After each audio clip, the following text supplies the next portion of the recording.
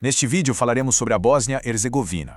Sabe, é um país lá na Europa, onde a identidade nacional e a fé religiosa, bom, elas são quase a mesma coisa. É um lugar super fascinante, bem complexo, com uma história que foi toda moldada por três grandes religiões.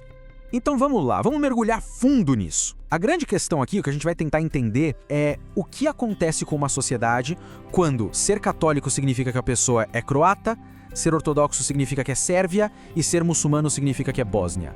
Essa é a chave para a gente entender tudo sobre esse país. Porque olha só, diferente de muitos dos países vizinhos, que geralmente tem uma cultura, uma religião que domina tudo, a Bósnia é um verdadeiro mosaico. Não existe um grupo só que define a nação.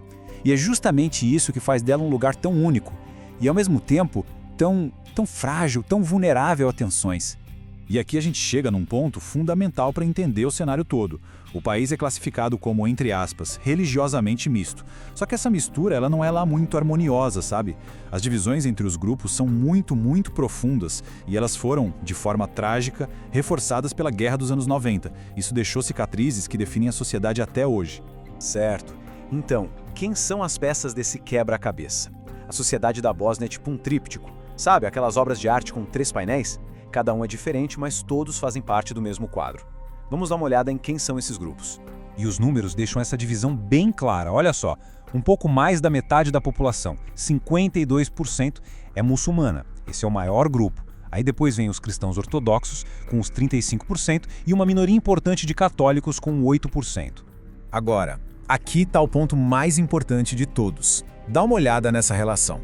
Na Bósnia, a religião não é só uma questão de fé pessoal, não. É a própria definição da etnia. Se a pessoa é muçulmana, ela é bósnia. Se é ortodoxa, é sérvia. E se é católica, é croata. Simples assim. Essa fusão, ela é a base de tudo que acontece na sociedade e na política do país. E é aqui que a história fica ainda mais curiosa. Pensa só, a Europa está cada vez mais secular, certo? Pois é, no meio disso tudo, a Bósnia se destaca. O nível de devoção religiosa lá é surpreendentemente alto. Não é só uma coisa de identidade cultural, não. A fé é vivida de forma muito intensa. 94%. É isso mesmo. Esse é o percentual da população da Bósnia que diz que acredita em Deus. Gente, é um número, assim, gigantesco se a gente for comparar com o resto da Europa hoje em dia.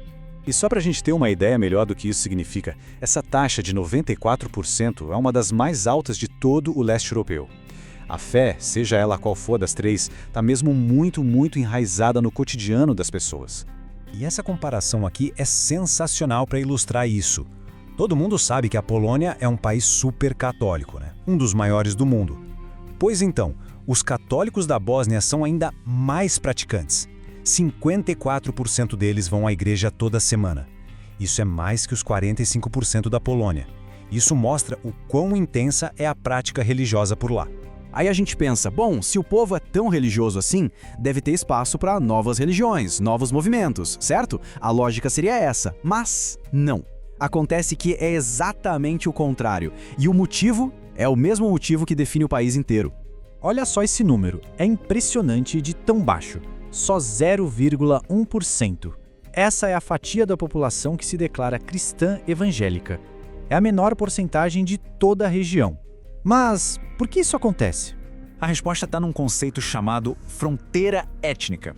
Pensa assim, como a identidade religiosa está completamente soldada, amarrada na identidade nacional, mudar de religião, ou, sei lá, adotar uma nova fé, é visto quase como se a pessoa estivesse traindo a própria etnia, a própria família, a história. A religião acaba funcionando como um muro, sabe? Um muro que protege a identidade de cada grupo. E claro, como era de se esperar, essa divisão interna toda tão complexa não fica só ali, dentro do país. Ela vaza, ela transborda e se conecta diretamente com as grandes disputas de poder no mundo. Vamos entender como é que isso funciona na prática. Essa linha que divide o país por dentro, ela se espelha perfeitamente nos alinhamentos por fora. De um lado, os croatas católicos. Eles geralmente olham mais para o Ocidente, querem se aproximar da União Europeia, da OTAN. Do outro lado, os sérvios ortodoxos, que mantêm uma ligação cultural e política muito forte com a Rússia. O país acaba sendo, literalmente, um campo de batalha de influências. Essa frase resume a situação de forma perfeita. Essa fragmentação interna do país acaba alimentando uma tensão constante entre quem quer se alinhar com o Ocidente e quem sofre a influência da Rússia. Não é só uma questão social, entende? É o que move uma tensão geopolítica que não acaba nunca. Cada grupo puxa a corda para um lado, o que torna quase impossível construir um caminho único para o país.